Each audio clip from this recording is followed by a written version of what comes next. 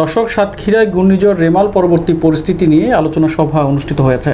বিস্তারিত সাতক্ষীরা থেকে নিজস্ব প্রতিনিধি আব্দুল ওয়াবের পাঠানো তথ্য ভিডিও চিত্রে। সাতক্ষীরায় ঘূর্ণিঝড় রেমাল দুর্গত উপকূলের বর্তমান পরিস্থিতি নিয়ে আলোচনা সভা অনুষ্ঠিত হয়েছে।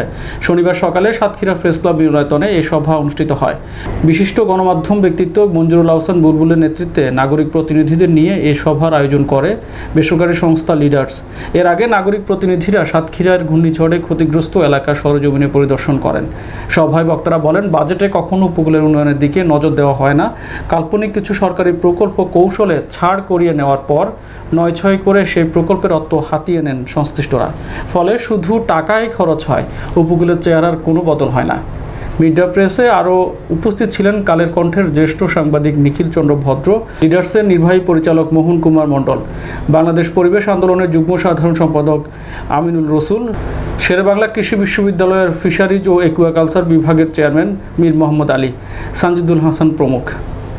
সেই দাবির পক্ষে একটা যাত্রা শুরু হলো। এইখানে অনেকেই তাদের যে পর্যবেক্ষক, তাদের একটা সুপারিশ মাথা তাদের কাছে তুলে ধরা, আন্তর্জাতিক রিপোর্ট পর্যালোচনা করা।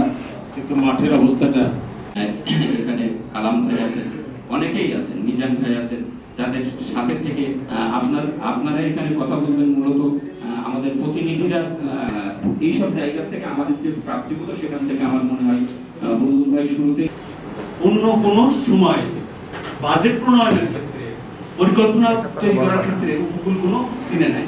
যখন আপনারা পদ্মা সেতু উদ্বোধন করেছেন, তখন কিন্তু আমাদের প্রতাপনগর প্রতিদিন 2 বেলা ঘুরতো আর ভাসতো।